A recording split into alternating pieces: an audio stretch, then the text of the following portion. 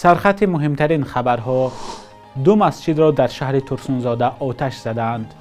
حسین حسنوف بعد تنقیدهای زیاد ویدیوی نورس تاجیک را تازه کرد و دادستانی کلگفت در رابطه با لطوکوب جوان پرونده جنایی باز کرده است.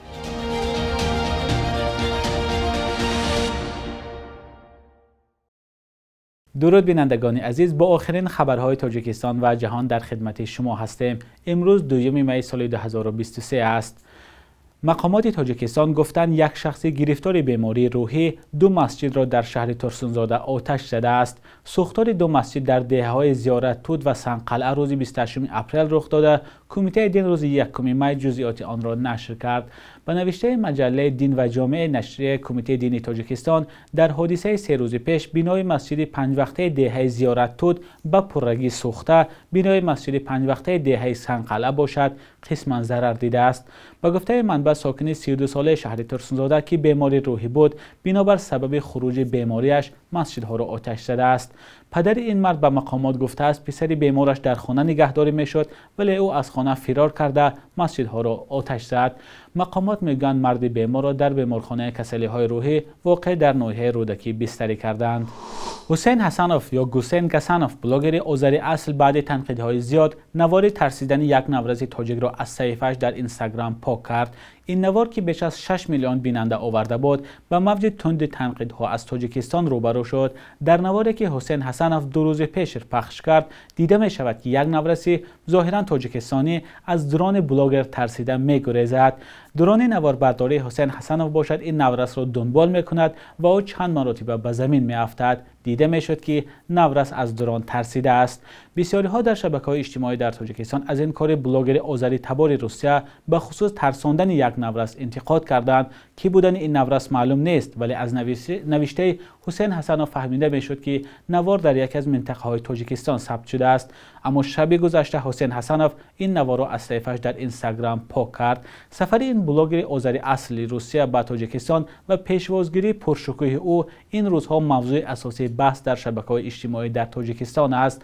برخی ها از جمله طرفداران مقامات سفر او را برای معرفی تاجیکستان مهم می‌خوانند، اما منتقدان میگویند که در سطح قریب رسمی پیشواز گرفتن بلاگر و به پیشوازی او برآوردن دختران تاجیک نادرست است.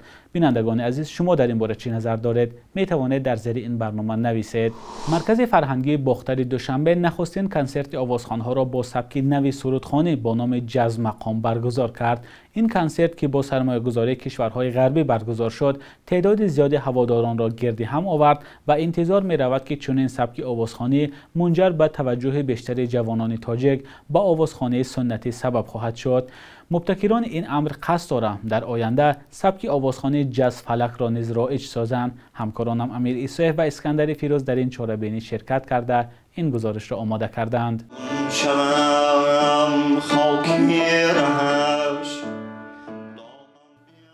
ظاهرشاه حیدرов با سبک نوی جاز مقام آوازخوانی میکند.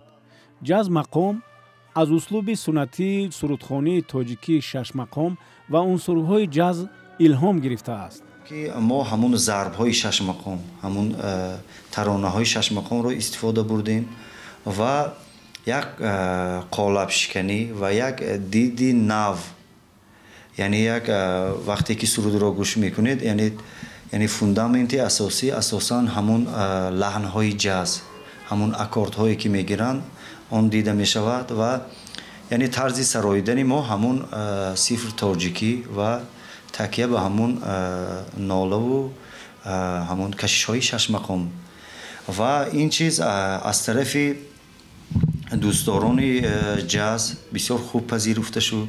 فکر میکنم که یک شاید 6 مقام رو امروز جوانان که بسیارتر جاز و یعنی ریپ بسیارتر گوش میکنن، شاید ما میتوانیم که آنها رو یعنی با همین موسیقی آمیزش کنیم و شاید با همین رویه آنها میتوانند ممکن از موسیقی ملی خود باخبر شوند. اما سیراج‌الدین جوراєв، آموزگاری دانشکده صنعت تاجیکستان میگوید در اصل میان سبک مقام و جاز مشترکات دیده نمیشود. وی بر این نظر است که جاز یک اسلوب آزاد است و ایمپرویزاسیا را تشویق میکند. در حالی که سرودخوانی سنتی تاجیکی سبک خاص خود را دارد. جاز عموما در اینجا چیزی آزاد است، یعنی ایمپروویزاسیون آزاد می باشد.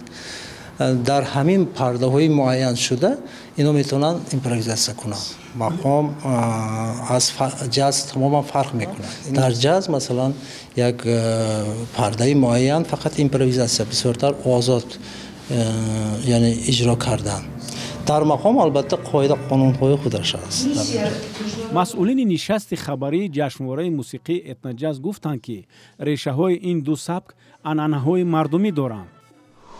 دادستانی کلی تاجیکستان میگوید در رابطه با لطوکوب یک جوان پرونده جنایی آغاز کرده است. دفتر مطبوعاتی دادستانی 1 می در خبرنامه کوتاه از آغاز پرونده جنایی خبر داده ولی از جوان نام نبرده است. در خبرنامه کوتاه دادستانی تنها آمده است بعد پخش نوارهای در بیمارخانه بستری شدن جوانی که از جانب شخصان نامعلوم مورد لطوکوب قرار گرفته است پرونده جنایی باز کردند. نوار لطوکوب SN یک جوان 17 ساله از ناحیه 5 هفته گذشته در شبکه‌های اجتماعی پخش شده بود. پیوندان این جوان در صحبت با رادیوی آزادی گفتند کمیسر حربی ناحیه 5 را در لطوکوب فرزندشان متهم می‌دانند، اما خود کمیسر حربی با خبرنگاران محلی چیزی نگفته است. نزدیکان جوان ادعا دارند که کمیسر حربی ناحیه روز 24 اپریل این جوان را از جای کارش در یک نقطه شستشویی ماشین‌ها گرفته به بینای کمیسریت برده آنجا لطوکوب کرده است. با گفته نزدیکانش بعد لطوکوب از دهان و بینی نابالغ خون جاری شده و تا حال او در بخش بیماری‌های وزنی بیمارخانه بستری است. واکنش مقامات به حرف‌های نزدیکان جوان فعلا دسترس نیست، ولی این حادثه در روزهای سر زد که در تاجیکستان معرکه دعوت بهاره جوانان به ارتش ادامه دارد. بخش یک روز تاریخ را همکارم خیرامان بقازاده تقدیمتان می‌کند که مهمترین تحولات تاریخی در روز 2 می را فرا می‌گیرد.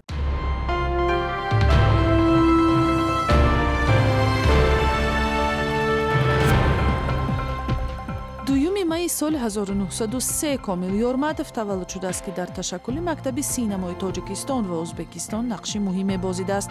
хатмкардаи мактаби синамои Москав дар даҳо филму намоишномаҳо ба ҳайси ҳунарпеша ва коргардон кор кардааст. ӯ 75 сол умр дид. баъди маргаш студияи ӯзбекфилм ба номи ин фарзанди тоҷикистон гузошта шуд.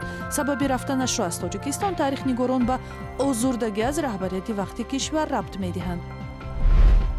2 май соли 2017 вазорати корҳои дохилӣ, кумитаи давлатии амнияти миллӣ ва хадамоти алоқаи тоҷикистон қарори якҷоя қабул карданд ки фурӯши симкортҳои телефонҳои мобилро маҳдуд мекунад.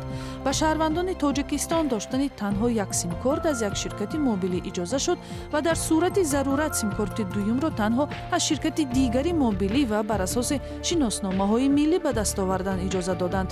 мақомот гуфтанд ҳадаф таъмини амният аст то муоширати шаҳрвандон таҳти назорат бошад. ин тадбир мояи интиқоди зиёд дар ҷомеа шуд. 2 май соли 1911 зодрӯзи шоир ва ходими давлати Мирзо Турсунзода аст ки дар таърихи тоҷикистони шӯравӣ чун қосиди сулҳ ёд мешавад. ӯ аз он шоирони тоҷик аст ки шӯҳраташ бештар ба муаррифии тоҷикону тоҷикистон дар дунё рабт мегирад. дар мақомҳои баланди давлатӣ мисли раиси иттифоқи нависандагон кор карда барои рушди шеъри тоҷик ва пуштибонӣ аз фарҳангу адибони тоҷик заҳмати зиёд кашидааст. Турсунзода 66 сол умр дид ва солҳои истиқлолият ба ӯ унвони қаҳрамони миллии тоҷикистон дода шуд. صبح امروز در بانک‌های تجارتی تاجیکستان 1000 روبل روسی تا 136 و 100 دلار آمریکایی باشد تا 1091 سوم ارزش دارد. قرب رسمی بانک ملی تاجیکستان برای امروز چنین تعیین شده است.